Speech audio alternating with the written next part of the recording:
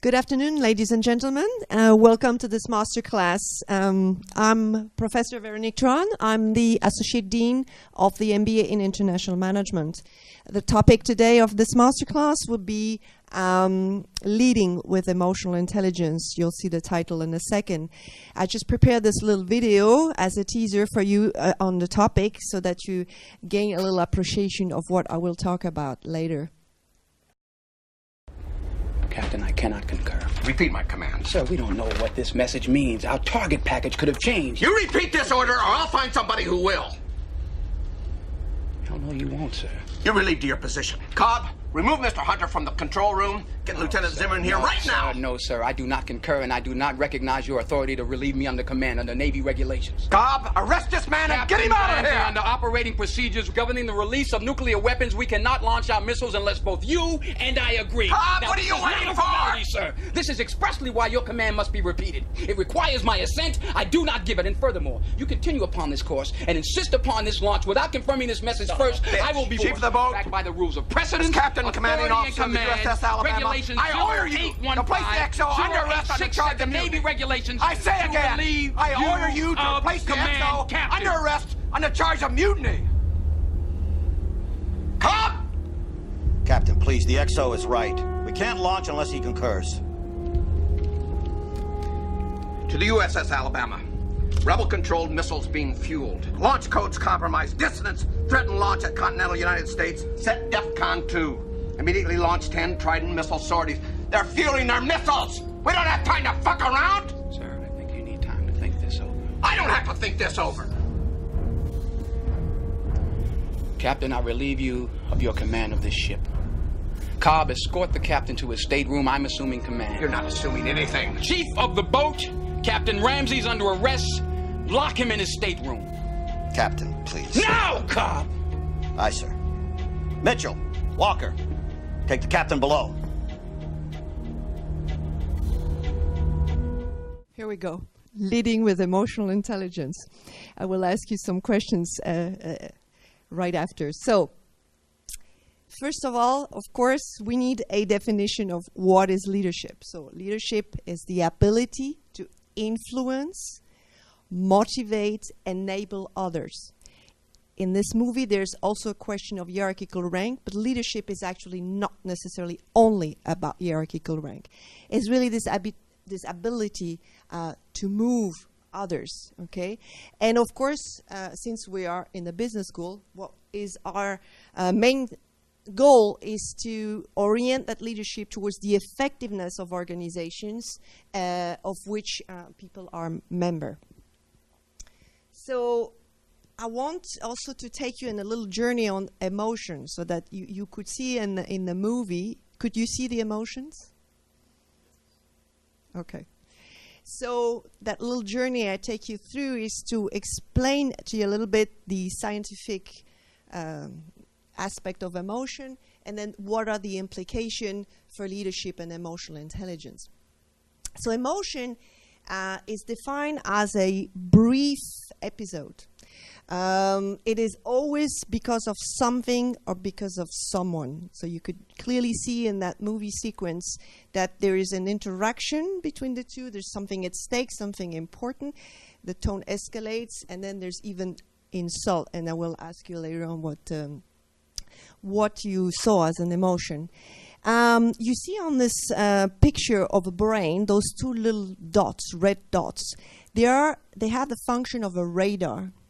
A famous scholar in emotional intelligence called Daniel Goleman has some video, if you care to check. One of them is called "Don't Get Hijacked by Your Amygdala." The amygdala are those two little dots. Being hijacked by your emotion, maybe yourself, you have this image that emotion is the contrary of rationality, and that when we are victims of our emotion, we become irrational. What I try to demonstrate to you, it is not black and white. It's not a black and white picture. On the contrary, emotion can be extremely valuable for your decision making. You can make very rational decisions, but it's a question of quantity, intensity, and again, emotional intelligence, which mobilizes other parts of your brain. So if you stick with these little radars that are just there to signal from a, how do you say, developmental perspective, as human beings, we were like animals primarily when we were cavemen. We needed to have to react to danger, okay? So it was fight, flight, survive, okay? So that's why those two little red dots are in what we call the primary brain zone. So we are there, they are there to signal us something is wrong in our environment. Then, in order not to remain primal or basic or victim of our emotion, we need to take it a step further. So what is important to understand is the brain is the mastermind. Again, I don't know if you're familiar with the area of emotion, but we've had lots of different theories. And also you could say, the emotions come from the stomach or from the heart. But these are just organs. The brain is really doing the big job. So the first line that you see here, cognitive content, means that actually once you've been exposed, for example, to an attack or to an interaction, it can be positive or negative. Now I primed you on something negative with this movie sequence, is that your brain analyzes very, very quickly what's going on. Is the situation new or not new? Okay, it's like a decision-making system. Yes, no. Is it pleasant? Is it unpleasant? Yes, no. It goes to either positive emotion or negative emotion. Who's the main actor in this situation? Okay, who are the agents? Who is responsible? What's the causal chain? Do I have power in this situation? Can I control the situation? Your brain makes this analysis in split seconds. Okay, so that's based on the model or on a theory called the appraisal theory of emotion. To make it simple, again, it's your brain, the mastermind. So you see, in fact, the brain starts a conversation with its different part. And I don't have a pointer there, but the purple part of the brain here in front, the prefrontal cortex, is the siege of rational decision and decision-making and problem-solving. So this whole conversation your brain is having is like, okay, somebody attacked you, like in the movie. What emotion could you recognize in this sequence? Can you name the emotion that we saw? Anger, exactly.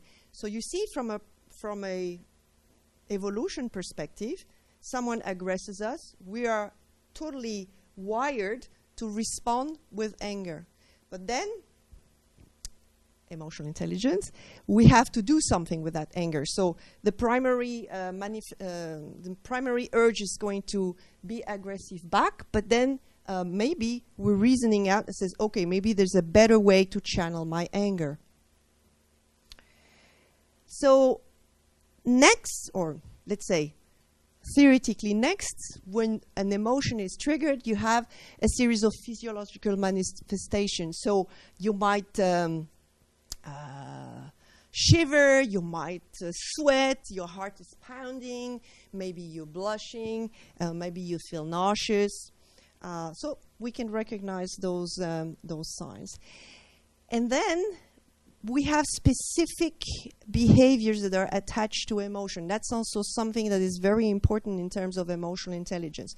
What I tell managers in class when I teach this topic, I tell them that if you have this knowledge, you can actually act upon it. That is, again, anger has basic triggers of behavioral triggers, okay? So if you're angry, like on this little picture, from an evolution perspective, you want to punch or you want to fight back. Or what would you do if you're angry? No, you were not. I will go out and do a little jogging.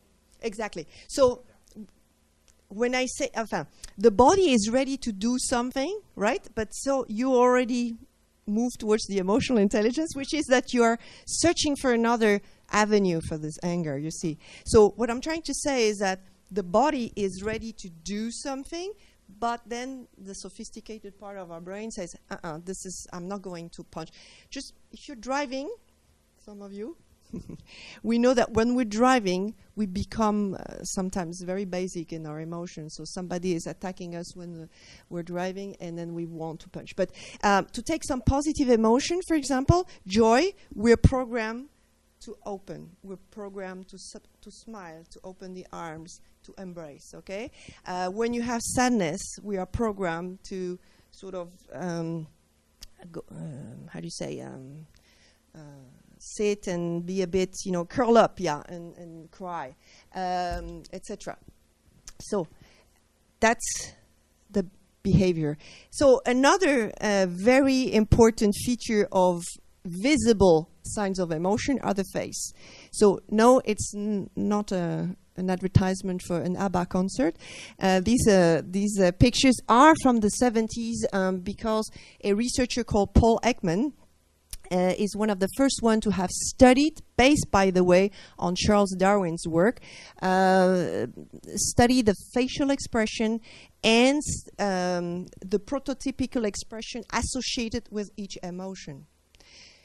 So, for example, this one, can you recognize the emotion on this one? Anger.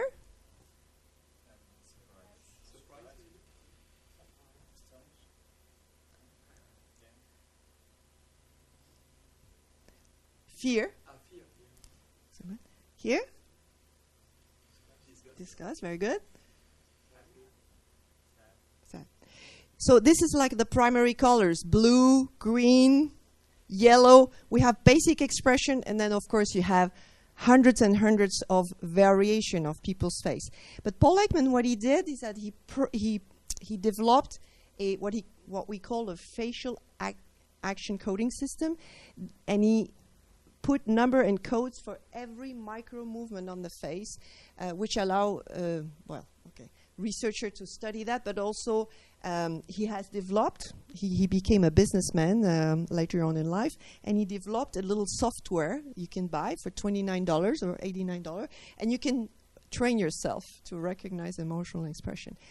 Don't want to make advertisement, but if you know the TV show called Lie to Me, Paul Ekman was the scientific advisor of that series, and he did some work with the FBI because recognizing facial expression allows you to detect deceit and lie, for example, in fraud or for criminals. So that's part of what we need to know in order to be emotionally intelligent.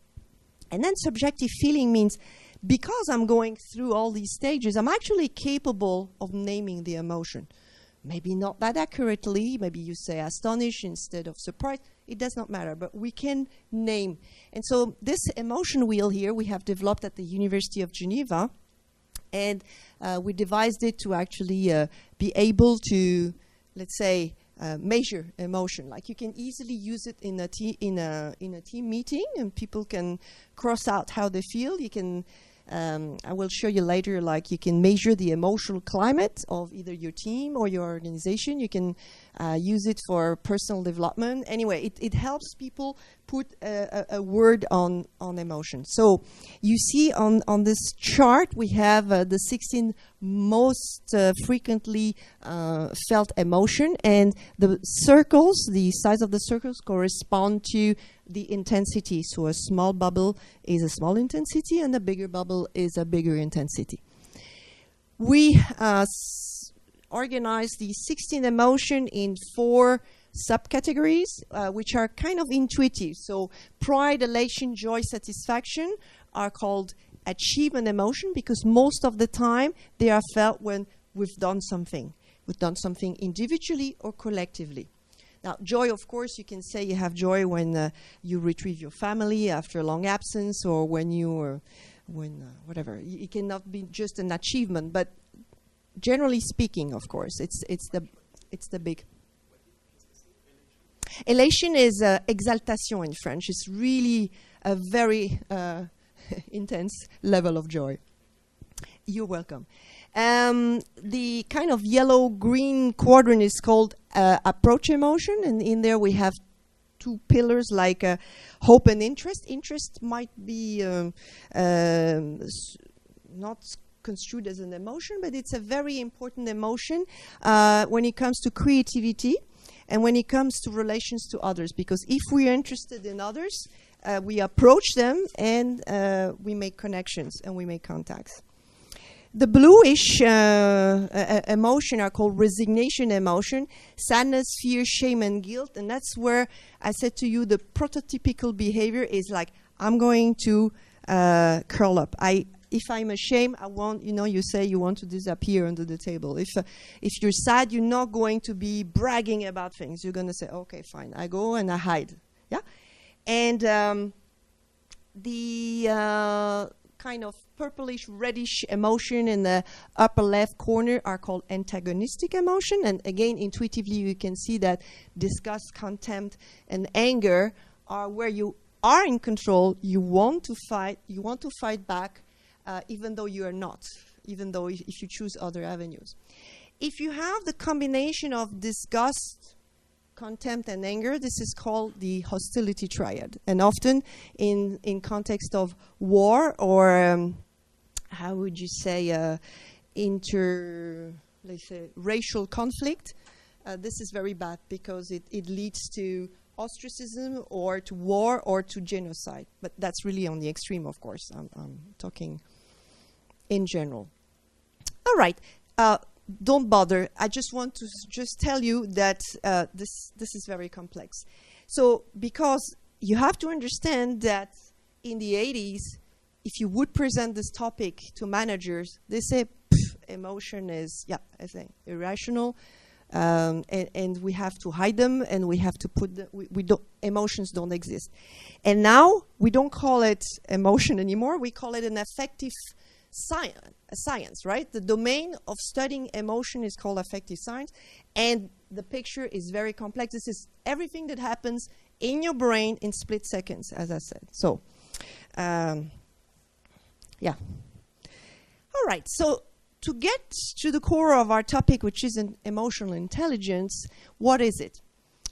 At the primary level, it's going to be recognizing emotion in yourself and in others. If you want to improve your emotional intelligence, the first thing that any coach will tell you is you have to know yourself. You have to sit down and you have to reflect, usually not on joy, although, what can happen if you have an excess? It's always a question of quantity or intensity. If you have excess joy in the workplace, what could happen? Exactly. Risky action, absolutely.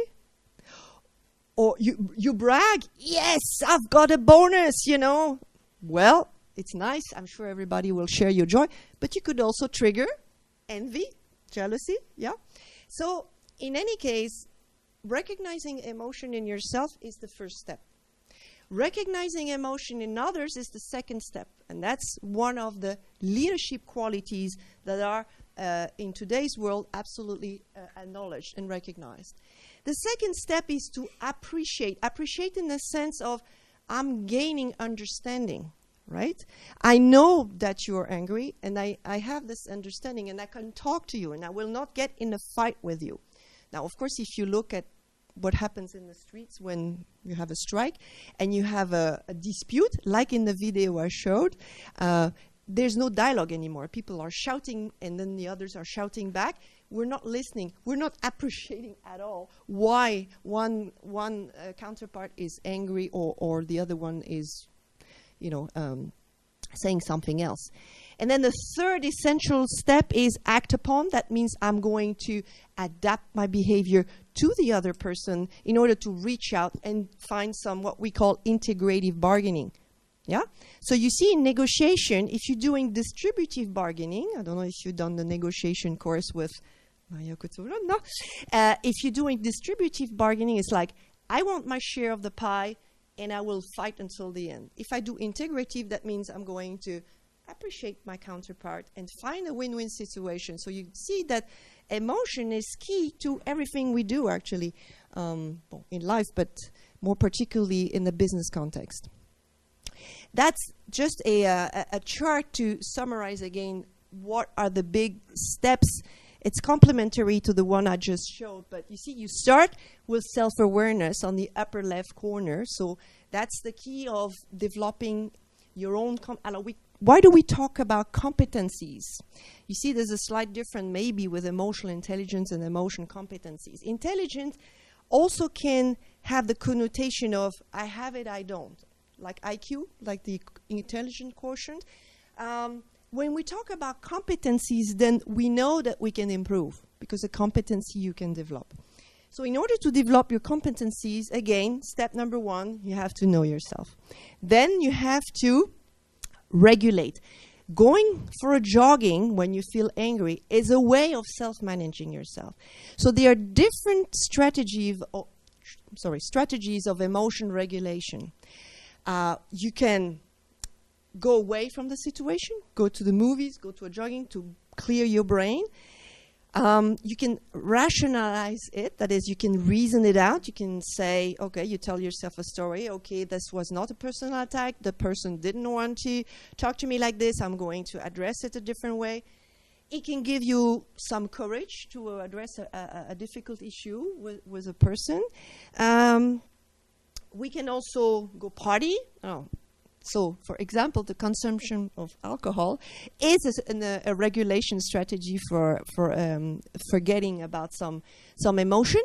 It's good if it's one shot. If it becomes regular, of course, then we get into trouble. So you also have to pay attention to that. And then once I've sort of managed myself, I'm also ready now to read others. So I have the social awareness, that's on the upper right corner, and then on the bottom right corner, relationship management. In the old days, we wouldn't talk about emotional intelligence, but we would talk about social skills. And this is what it is about. Daniel Goleman will, in his 1995 book, he had the basics of emotion and emotional intelligence. Then, also a good businessman, he developed a book in 98 on emotional intelligence in the context of professional settings and in the context of organization, and your ability to network. You see, to create network inside the organization is also a sign of emotional intelligence. So you're able to reach out for new resources, new influence, new ideas. So if you want, the process of creativity and innovation in an organization is deeply rooted in emotional intelligence, because that means I'm able to convince. Again, leadership. That's also what got us here in the first place. Remember, leadership is the ability to influence, motivate, and sort of foster all the, channel all the energies towards your goal. And so relationship management here is part of that. That's a continuation of what I'm talking about. That's out of Daniel Goleman's article, Harvard Business Review. I will be glad to give you the reference. So this additional element we have here is authenticity. So you see, I told you that as a person, as a leader, you need to be able to read the facial expression on the people. You can see if people are interested, if they're tired, if they're bored, if they disagree with you, like you were in a meeting and you present a new project or a restructuring, you know, that's and then you see people frowning, you see different facial expression. You can act upon that knowledge. But you, as a leader, you need to realize that authenticity is important. Another, let's say, myth that we have about leaders is that we have to posture, that we play a role, yes, I'm a big guy, I'm a tough guy, and what happens, you can do it, again, one shot. You're making a speech, and you can impress people with this one shot. If you're a leader, and again, I explained to you at the beginning of this masterclass that you don't need to be a CEO to be a leader. You can be leader in everything you do daily. You're a leader in your class. You're a leader in your family. You're a leader as a member of an association, or you're a leader as a member of your community. And people can read. Remember, so any of us can read those facial expressions. We can vary on our quotient of emotional intelligence, But 70% of human communication is nonverbal. So somehow, and students can, for example, tell, you're let's say 50 in this class, something happens in the class, you can see like a contagious effect. Everybody would simultaneously react if something would be said or done, for example, by the professor, who is a single person standing there, but it's like going like a fire around the room. So we can tell when people are authentic or not. So on a daily basis, it is important to think about that. And so these are just the same element that you've seen on the previous slide: self-awareness, self-regulation. Motivation is a new one that you did not see yet. Why the heck is motivation part of emotional intelligence? Interesting. It's the drive. It's the resilience. It's the tenacity that you will show in everything you do. Same thing, I come back to creativity and innovation. If you're an idea champion and you want to launch a new project in your organization, in order for you to reach out and have the social skills to grab people, to form a network around your idea, you also need to be motivated, to have drive, to not give up so easily. If you give up too easily, it's also, let's say, a sign of lower emotional intelligence. Well, if you want to check again a little video on the internet, there's this famous experiment done by psychologists. It's called the marshmallow experiment. So in France, maybe they call it differently, but they do this experiment on little kids that are 4 or 5 years old, and they come to the lab, and they're with a nice person, usually a lady who is the assistant of the researcher, and so they will give the kid a marshmallow. And then they say, okay, here on this table, you have a second marshmallow. You don't touch it. I'll be out of the room for a few minutes. I come back, and I'll give you the marshmallow when I come back. And they film the kids. So you have kids who wait patiently, and they will wait patiently the lady to come back and give them the marshmallow. And you have those who, you can see the urge and, oh, okay, I don't know if somebody, up, and they snatch the marshmallow. No. So they make longitudinal studies, that is, they will measure the emotion quotient of these people maybe 10 or 20 years later. And the ones who grab the marshmallow means they cannot cope with delayed gratification, which is, again, a lower emotional intelligence quotient. So if you have motivation, drive, and patience, you have a chance. Empathy. I'll come back to this notion of empathy in my next slide, but empathy is the hallmark of emotional intelligence, and it's the ability, again, to, what I said earlier, recognize, appreciate, act upon. It's all nested in this empathy concept. And social skills, we talked already about it. So here comes my empathy again. Why should anyone be led by you? Interesting. Remember, self-awareness, self-management. You may reveal a weakness. Remember, authenticity. So, of course, depends what kind of weakness you want to reveal. If you're going to be hired as a financial director and you say, sorry, guys, I know nothing about finance, your credibility might be a bit challenged, okay? But maybe I'm an excellent leader, or I'm excellent in my domain, but maybe I have a weakness in, I don't know, maybe I'm not good in planning. Oh, okay. So I want to grab someone in my team and say, hey, I know you can help me. I'm going to motivate my team member. It's going to valorize his competencies. He'll feel good about it.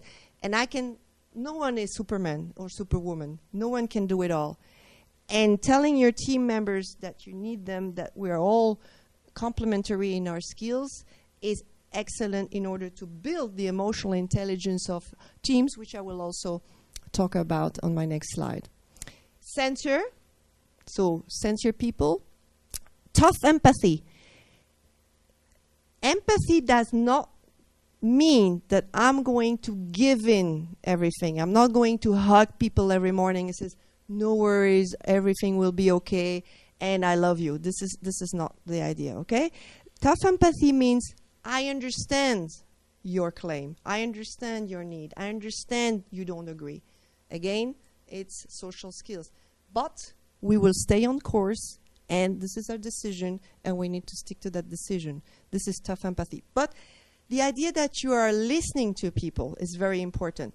In lawsuits against doctors in hospitals, you see, for example, if you sue the hospital because you feel that the surgeons there's been wrongdoing in your medical case, most of the suits get dropped if there are sincere apologies on the part of the hospital or the doctors. And then it's just the human connection says, yes, we screwed up, we understand. Sorry, I'm filmed, I should not use bad language.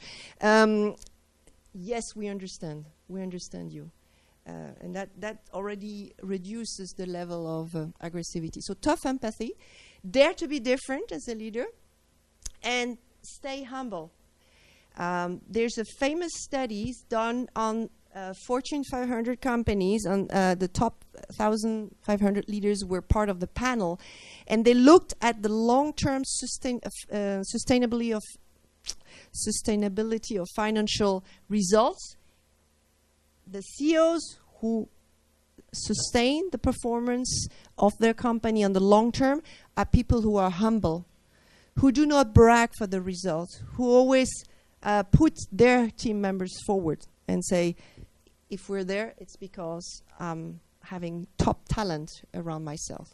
They would never hesitate to actually hire people who are better than themselves. And that's also a quality that is now acknowledged in the field of leadership. Walk your talk, again, be authentic, and if you're doing or saying something, you do it, okay? If you arrive in the office in the morning and you say one thing and you want your team members to do that thing and you do the opposite, again, it's gonna not hold on for that many weeks or months. So again, emotion is our red thread here, and emotion is key in everything we do connected to leadership. Well, leaders are leaders because they have followers. You say, well, it's kind of obvious. You'd be surprised of the number of people who think they are leader, but they actually don't check. So they don't have empathy, and they don't actually see if somebody is behind them. So what is leadership? Leadership is the ability to motivate others, as I said earlier, but the team becomes an essential component of leadership. So a team is a collection of individuals that will work intensely together, who are mutually accountable, interdependent, and form sort of a well-recognized social entity. So I need to do something with my team. Well, I need to build the emotional intelligence of teams. So you see now I'm departing a little bit the area of self, of me as a person, what I'm doing, but I need to transfer that emotional intelligence to a larger group of people. And there is what we try to do also in business schools, is that to encourage the self-awareness, to have people actually respect strengths and weaknesses. Like I said, I'm a good leader if I can say, I count on you to do the planning, I count on you to do the design with me, I count on you to help me develop new markets, okay? But to do that, you need to just talk to your people. What is it that you prefer to do in this task that I allocate to you? Okay. So show me how good you are. And then you can, of course, change that around after a few months or year, but at least you leverage the competencies that you have in the team. Also invite your customers and your suppliers to give feedback on how well you do. That's relationship management. Cultivate a climate of trust. This is never going to happen in a click of a finger, okay, in a snap. Obviously not. What is it that you would do? You would do, for example, regular team meetings. And everyone has their own little tricks, but they do like the weather report. How you feel today? People have to say cloudy or sunny.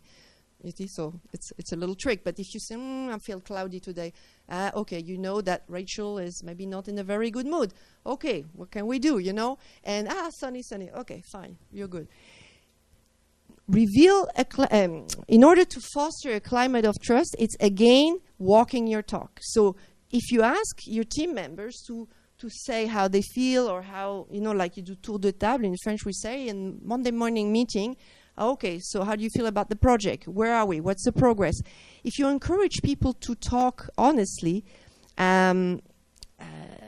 you have to do the same yourself. Again, it's a question of congruence between what you're doing and what you ask other people to do. Because in the end, teams with trust are key success factors. Okay, we know, and I love this picture. This comes from Cirque du Soleil.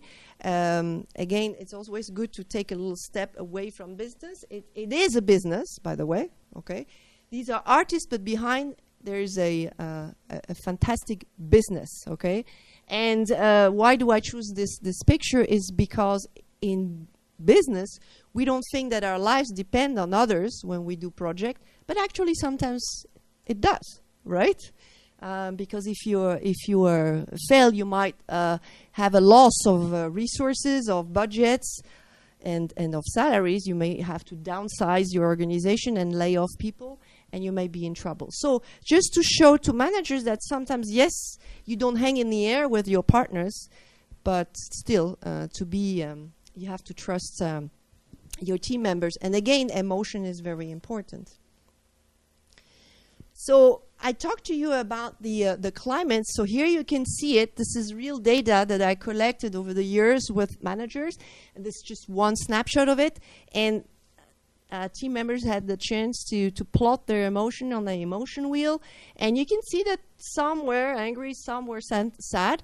But it was the overall climate was around positive emotion. And actually, after 10 years of research on the topic, collecting these bubbles, I did see that a mild, positive emotional climate is the one that's the best, the most conducive to creativity, innovation, success.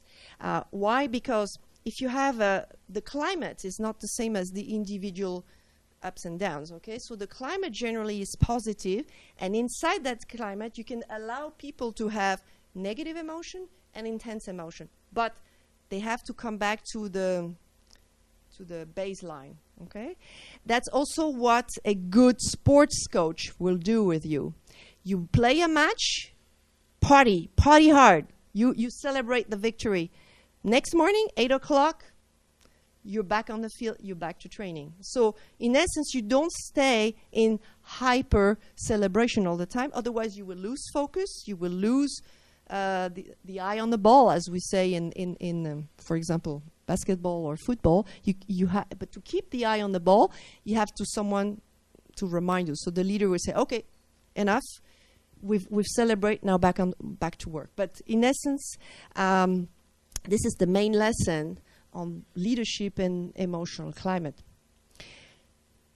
Time to summarize and to give you the key takeaways of that masterclass. So emotion are the fuel for life. I borrowed that again to a famous perfume brand, but I really mean it.